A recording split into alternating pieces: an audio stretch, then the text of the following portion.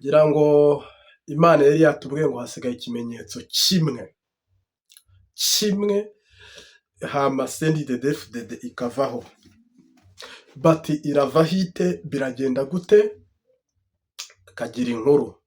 Ninde uri buyikureho? Biraca muri Niyombare, biraca muri Redi Tabara, biraca muri AFC M23, biraca mu Rwanda.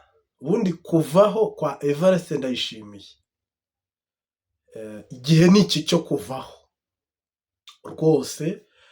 Kuko niba waragendanye n'ubutumwa bwiza hano ku Mbabazi TV3 mu mezi yose duherereje inyuma, ndi umugabo wo kubihamya, kandi na hano hari abandi babihamya.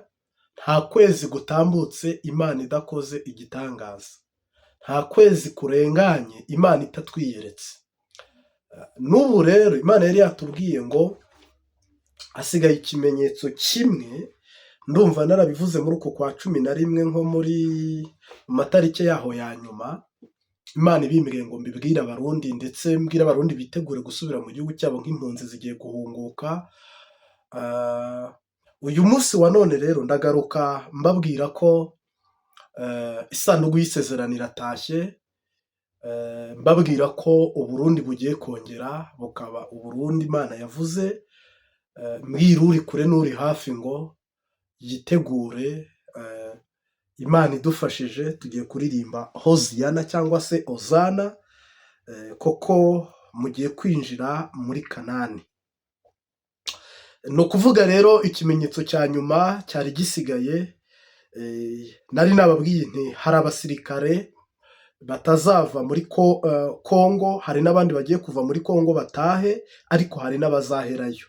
Ibyo twabivuze ari amasezerano yo muri Amerika batarayasinya, kandi rwose hano mwashingira intahe. Harimo abakurikira ubutumwa bwiza ku Mbabazi TV3 bazi ayo makuru. Uko nari nababwiye ni ikimenyetso, hari ingabo zigiye kuva muri Kongo zitahe, hari n'izitazataha, n'igihugu kizahura n'akaga, hari n'izikiri muri Kongo. Uyu munsi ngira ngo nibwo mu minsi nk'itatu ishize ingabo z'abarundi zimwe ziri gutaha, izindi zaraje, izindi zigwayo, izindi n'ubu ziri gutaha. Turagaruka nanone duhamiriza abantu, tubwira n'abantu ko Imana uko yari iri kera n'uyu munsi ni kwiri. Ntabwo ari njye usoza amasezerano, ariko ndi umukozi ukora ibyo abwirijwe, cyangwa se ndugabura ibya Kristo ariko ugabura ibyo ahawe. Mungu asifiwe. Rero uyu munsi wa none mwiziga iki? Mwitega iki? Harimo uri mu kigeragezo gikomeye cyane avuga ngo mbe mwami ni ryari? Mbe mwami Yesu turatabarwa ryari? Biri guteba, abandi bati biri gutinda. Nibyo koko, ariko reka nkubwire ngo ubu tuvugana narababwiye ngo igihugu cyagoswe kirazengurukwa. Buno tuvugana ni uko hagiye kwibonekeza ubu turi mu kimenyetso cya nyuma. Turi mu kimenyetso cya nyuma. Ibigiye kwibonekeza ni iyi ngwano, ni izipfu, ni aka kaga, ni ukujuragirika, kandi ntihagire umuntu uyoba ngo ateshuke inzira. Kuko hano niba uhari ngo umenye amakuru, uhari ngo umenye amakuru y'ijuru, uhari ngo umenye uko Kristo muri buyage inyifato wakwifata. Kuko ubu igihugu cyose imbonerakure zateguwe nk'izigiye gufasha igisirikare cy'i Burundi cyangwa se igisoda, ngo izi mbonerakure zirinda umupaka, izi mbonerakure ziba arizo zirurwana. Ariko simpamya ko aho ingabo zatojwe zize zabaye mu myimenyerezo itandukanye yo kurwana, niba zinaniwe zigahunga, simpamya ko imbonerakure arizo ziri buze kururwana. Ariko sahizi ngira ngo imbonerakure ubu imipaka ihuza u Rwanda n'u Burundi, imbonerakure nizo ziri kwibonekeza. Imipaka ihuza Kongo n'u Burundi, imbonerakure nizo ziri kwibonekeza. Ariko nta gisubizo naho kirimo. Ibyo byose ni akajagari Imana yavuze, kuko yari yatubwiye ngo hagiye kuba akajagari, haba akavuyo. ubu abantu bari guhunga harimo FDLR, harimo Wazalendo, harimo FARDC, harimo abarundi, harimo abenegihugu. Ni akajagari nk'uko Dr Bizimana yabigarutseho, uretse ko uyu ni umuzingo w'ubuhanuzi. Ubu ni ubutumwa bwihutirwa. Nyuma y'ifatwa rya Uvira harakurikiraho guhirima k'ubutegetsi, gukurwaho, gutembagazwa kwa Evariste Ndayishimiye. Iki ni ikimenyetso cya nyuma Imana yari yabwiye abarundi inyuze muri profeti Mimiko General. Serious, bindi kukubwira aca brag. Ngira ngo rero musanzwe munzi mu mezi yose twagenera we ngo simba muri nza. Imana yari yatubwiye ngo iki nicyo kimenyetso cya kangahe. Nta kindi kimenyetso muzumva mpanuye. Oya, ntacyo. Nababwiye ngo muri Kongo ingabo zigiye gutaha, izindi zihereyo. Ibyo biri kuba. Ndababwira ngo hagiye kuvuga amabombe, amasasu. Ibyo ngira ngo ubu biri kuba. Yego, n'ibindi ntabwo ndi busubiremo ubuhanuzi bwose, ariko turibukiranya nk'abari mu rugendo ruva mu Misiri berekeje i Kanani. Koko Kalebu na Yesu baravuze ngo hari icyo Imana yatuvuzeho turi Kadeshi y'i Barineya. Umunsi wa none rero isezerano ry'u Burundi ngira ngo nibwo mugiye kuribonesha amaso, ariko nanone mbasabe mwigengesere koko buno ibirenge bya Yesu noneho muri kubibona, amaboko ye muri kuyabona. Ntimusamare, ntimurangare, kandi dushime gukora like, ugakanda saboni, ndetse abantu bakunda kureba stati, abakeneye ya mashusho ateye ubwoba uko abantu bapfa, uko ibintu biri gukomera muri Kongo, n'utundi tuntu nk'abarundi bashobora kumpa imbogisi kuri WhatsApp, musure channel yanyu ya WhatsApp. Ku rubuga rwa WhatsApp murabisangaho, nkunda kubishyira kuri stati, kariya kariko iyo ugakanze uhita winjira. Twibandanyirize, mfite ubutumwa bwihutirwa bwo kubwira abarundi ngo ntimusamare. Uvira yigiye gufatwa. Nyuma y'ifatwa rya Uvira harafatwa Evariste Ndayishimiye ndetse n'abamugaragiye. Mwakomera, mwakoroha. Umuhanuzi, ibyo ngibyo nk'umuhanuzi rwose mpamya ko ntacyo bivuze, nta nicyo bisobanuye, ahubwo mbwiye umuntu wese unkurikiye cyangwa uri kunyumva, kandi ndagusobanuriye ko CNDD-FDD ibi ni ibihe byayo bya nyuma. Navuga ngo 2025 mugeze mu mwaka wanyu wa nyuma mubi kuri mwebwe, ku ngoma yanyu mbi.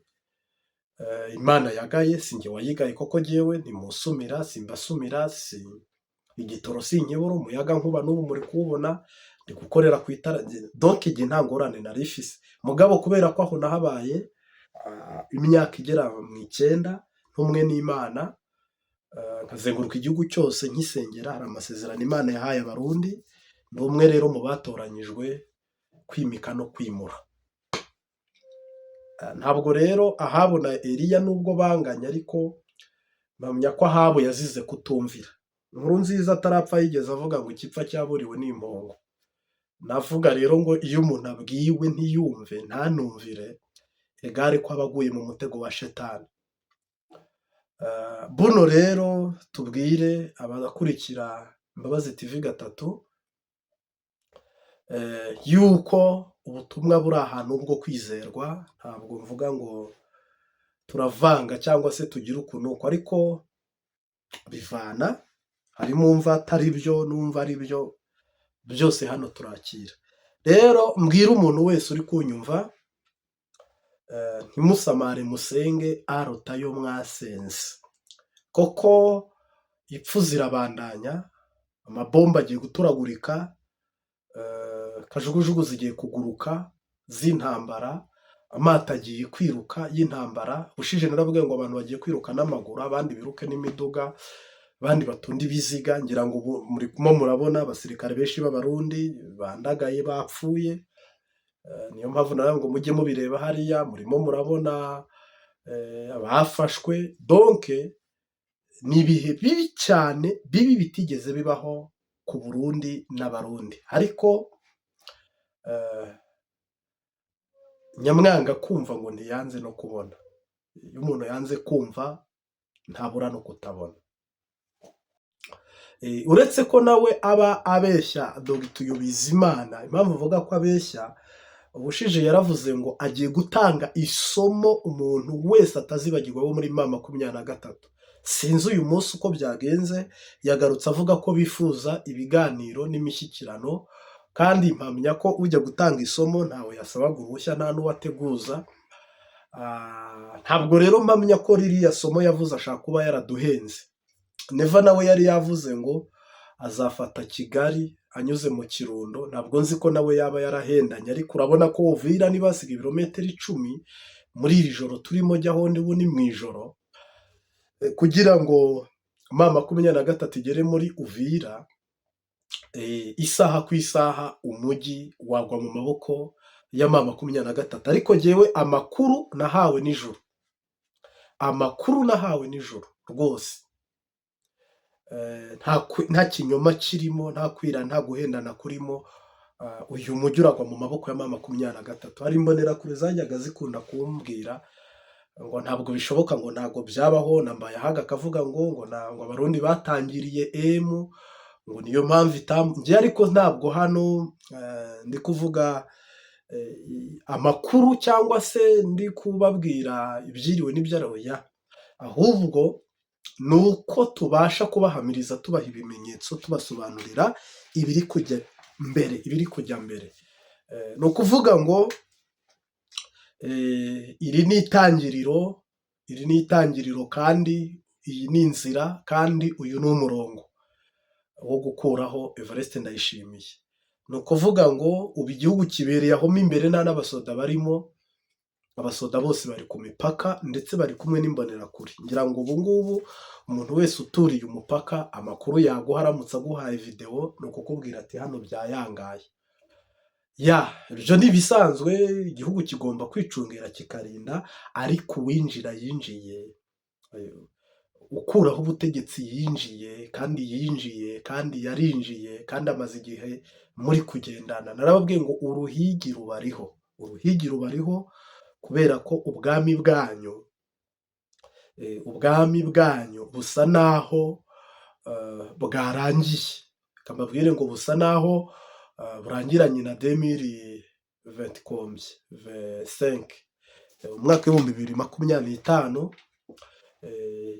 Uyu usa naho ari wo mwaka urangije ingoma ya CNDD-FDD, kubera ko uku kwezi turimo, iyi ngoma itanarangiye, ugutaha ishobora kurangira. Ariko cyane amahirwe rwose, neva wajya mu kirere, wamanuka ukajya kuba hehe, wajya hehe, nta hantu na hamwe warokokera amaboko arimo arakurondeza.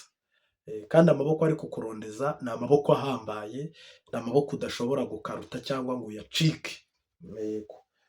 Hano rero narababwiye ngo inkoho zarananiwe, politiki irananirwa, n'ibindi abantu bagerageje, n'amakudeta arananirwa, ariko byose byari ibimenyetso. Narababwiye ngo nta wundi muhanuzi uzahanura iki kintu, ntawe.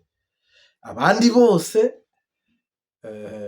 baza, harimo n'uwo utazi kuvuga Ikirundi, harimo n'uwo utazi Burundi, gusa yabona amafoto nawe agashyiraho. Ni ibisanzwe, ibyo nta n'icyo bitwaye. Ahari umuhanuzi agomba kuba abana b'abahanuzi 50.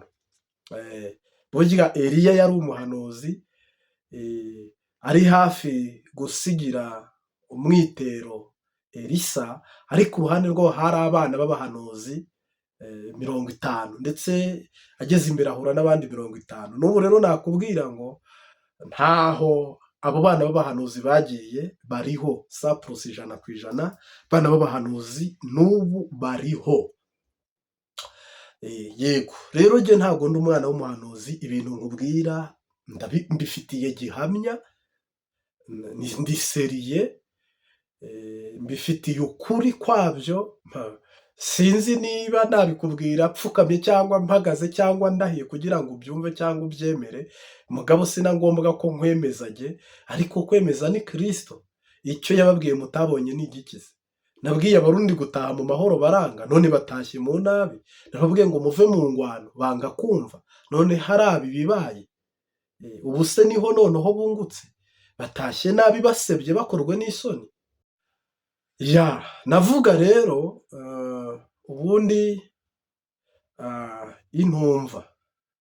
intumva kandi igipfa cyaburiwe n'impongo. Navuga rero ngo nibi bibaye, habayeho kutumva no kutumvira kw'abantu babagararije bafite imitima yinangiye. Aba basoda bari gupfira muri Kongo b'abarundi ni indongozi zibigizemo uruhare, kandi nta nyungu na nkeya mwakereka n'Imana tureka bene igihugu. Nukuri ntayo. Yesu ababwiye ngo nimunyereke inyungu muri kurwanira muri Kongo. U Rwanda sindushinja kujya gusahura Kongo n'Ubugande na Kenya cyane ibindi bihugu, ariko ibihugu byose biriyo tubivuga uko. Mugabo harimo nk'igihugu gishaka no kukubwira ati twebwe turi ariko twubatse ibarabara, twebwe turi ariko twazanye umuyaga nkuba, twagiye gusahurayo n'abantu barapfa ariko abandi babaho, kuko n'ubundi abantu babaho ariko ntibabaho nk'umusozi, kandi abantu babaho gucungura abandi. Uyu munsi wa none rero ngira ngo CNDD-FDD igeze mu bihe byayo biyikomereye bya nyuma, kuko iki kibazo irimo kiraruta kirya cyabaye 2015. Iriya coup d'etat 2015 ntabwo yigeze ihangayikisha abarundi nk'ibi. Iriya migumuko cyangwa se imyigaragambyo ntabwo yigeze ihangayikisha Uburundi nk'ibi. Muri CNDD-FDD barababaye 100% nibo baririmba ngo saprose. Ahubwo se tubajije Evariste Ndayishimiye, witeguye, uri tayari guturana n'umwanzi, uri tayari guturana n'uwo wahize, n'uwo mumaze igihe mu Rwanda, cyangwa se ntibirakuzamo uracyashakisha uburyo bw'imibanire, ubyanga ubyemera, ahubwo mushakisha uko mwumvikana mu bandi, kuko kuhafata aho bahafashe no kuhagera bahageze, niyo mpamvu nawe uri guhunga. Ibi bintu rero byo guhenda abarundi ngo ingabo ziri ku rugamba, ngo ziri kurwana neza, ngo zihagaze neza, muri kwiruka kibuno nta maguru, muri kwiruka amasigamana, muri kwiruka kuruta imvura. Nta gace na kamwe murafata, nta bamama 23 murafata ngo nibura nabajyana i Bujumbura. Ariko muragaragara nk'abantu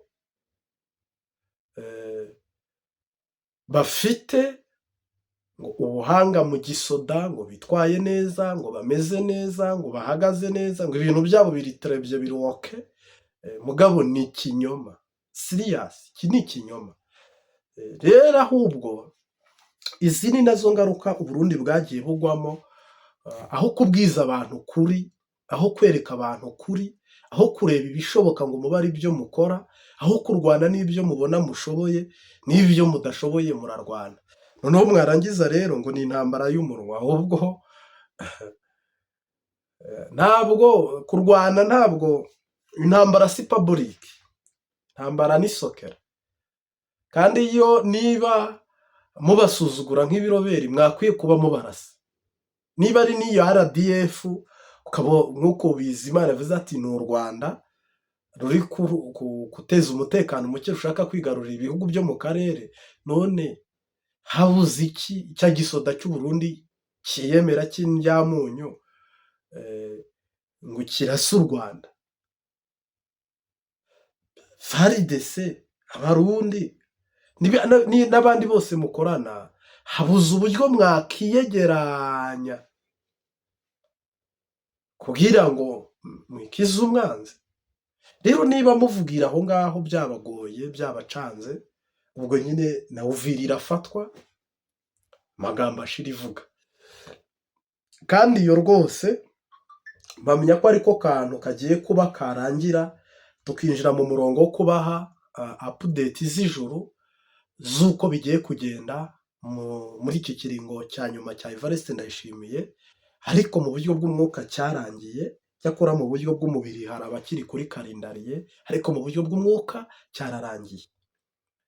Imana yamaze guhagarika no kufunga no gukuraho, hari hasigaye iki kimenyetso ngo ibi byose bisohore mubiboneshe amaso avuyeho. Ngira ngo ni nacyo mwimirije kureba no kubona mukabibonesha amaso.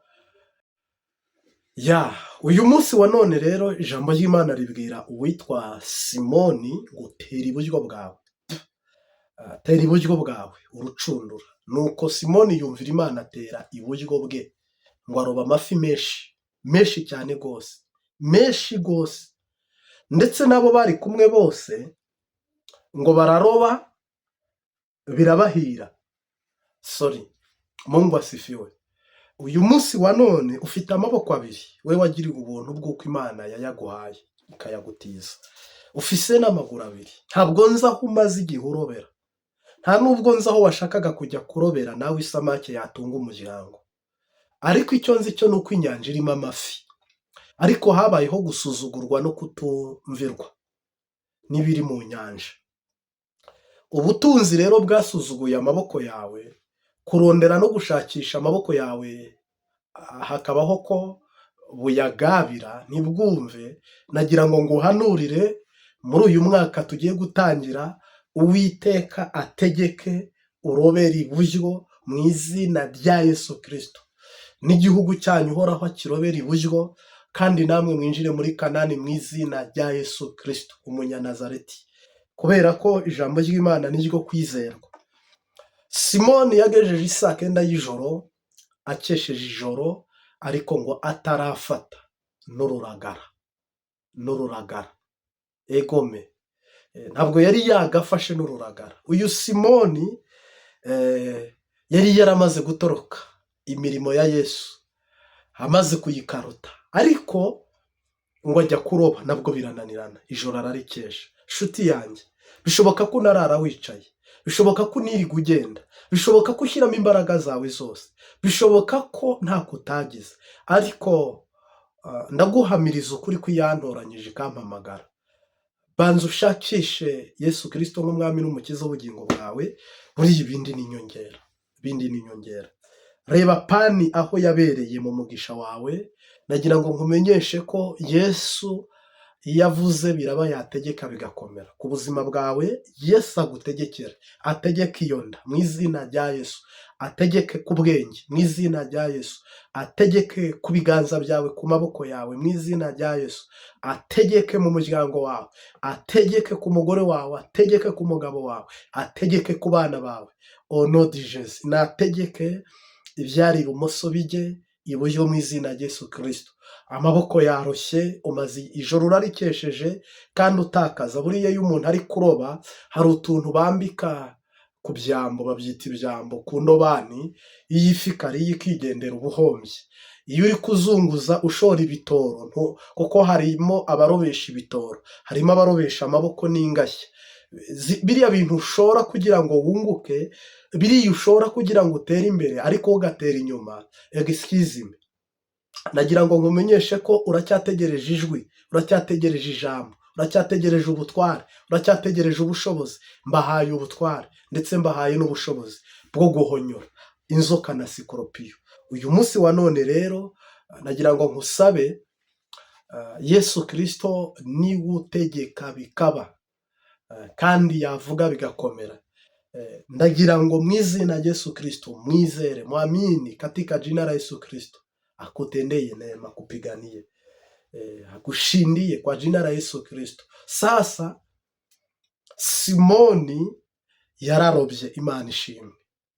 Ahantu uri ni ku nzira, aho utakira ibarabara rirahagera, aho utakira konegisiyo irahagera. Hari igihe usanga ugorewe ahantu network itari, konegisiyo itari, ariko humura, hano uri konegisiyo irahagera. Ndaguhumurije, kanguka mu izina rya Yesu Kristo, kubera ko amasengesho ntaho atagera, kubera ko ntaho umwana w'umuntu aba Yesu atagera. Inzira z'Imana zigera hose, inzira z'Imana ziri hose, ukuboko kw'Imana kuri hose, kandi ijambo ry'Imana rigerera hose icyarimwe.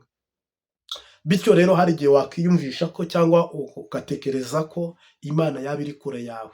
Oya, Imana iri mu ruhande rwawe, Imana iri bugufi bwawe ngo igutabare. Rero uyu mwaka ntabwo ari uwo gutera ibumoso, si n'uwo kujya ibumoso, ahubwo uyu mwaka ni uwo kujya iburyo. Niba uri iburyo rero, haleluya, ndagira ngo nkubwire ko ibigiye kuba n'ibigomba kuba ni Yesu waguhamagaye kandi agambiriye kukugirira neza.